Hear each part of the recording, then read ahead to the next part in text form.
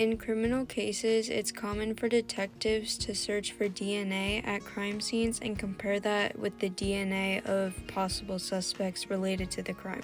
So today, Ave and I are going to explain to you how they do this and also how it can help us in Ana Garcia's case. First, let's refresh our knowledge on transcription and translation. In DNA, the nucleotide bases A and T pair up and G and C pair up. During transcription, the enzyme helicase comes in and splits up the two strands of DNA. Another enzyme, polymerase, then comes in and matches that strand of DNA up with mRNA, where instead of T's, there are U's. The new strand of mRNA then leaves the nucleus to go over to the ribosome where it can perform translation.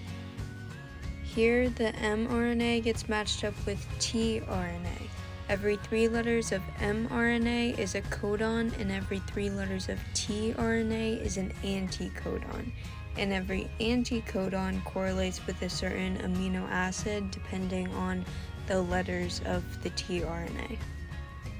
As the mRNA continues to get read, more and more amino acids are created, and that eventually forms a polypeptide chain which can coil up to create a protein.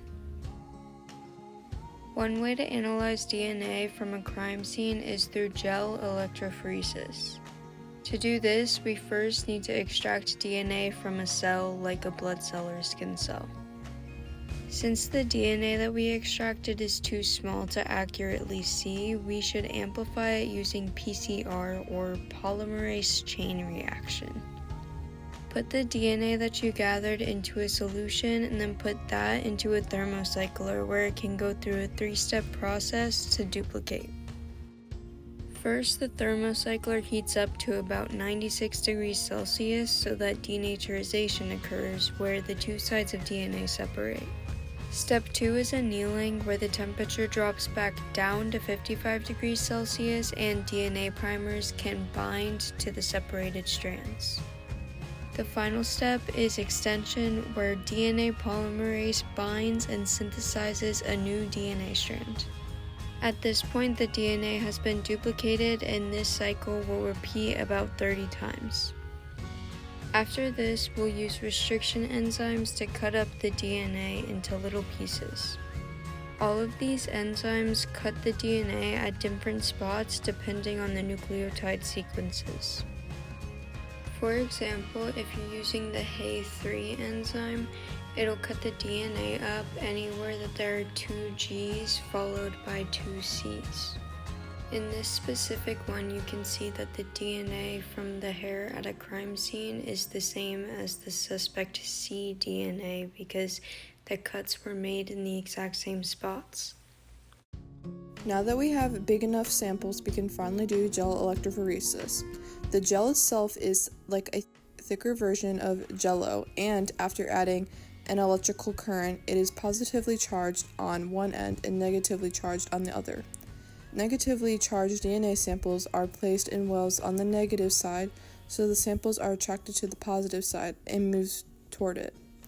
The shorter, lighter DNA pieces move faster than the longer, heavier pieces, so they will end up closer to the positive side than the longer pieces.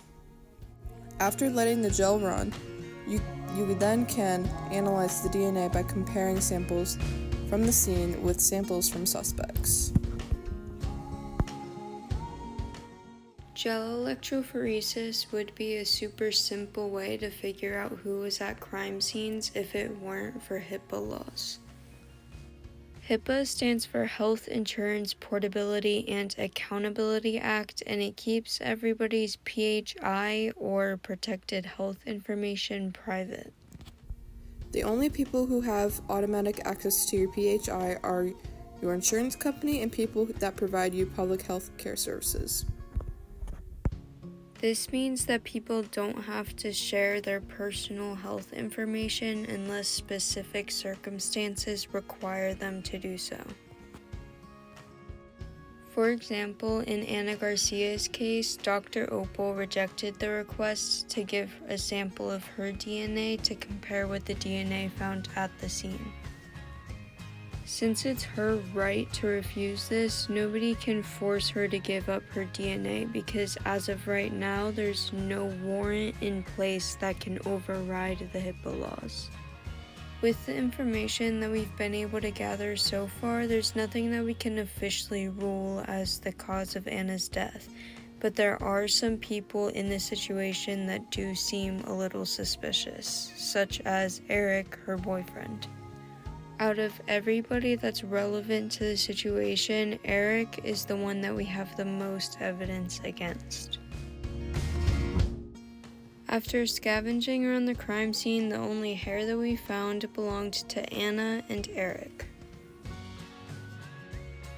There was also a note with Eric's fingerprints on it in her pocket at the time of her death that stated that he was planning on meeting up with her, which means that he was probably nearby when she died. On top of all of this, it looks like he had the motive. A little bit before she passed, Eric messaged her saying that something was bothering him and she was too busy to talk. On the board at the crime scene, there just so happened to be the word karma with a character that appears to be wearing fishnets and a crop top. And who would be angry about that besides a boyfriend?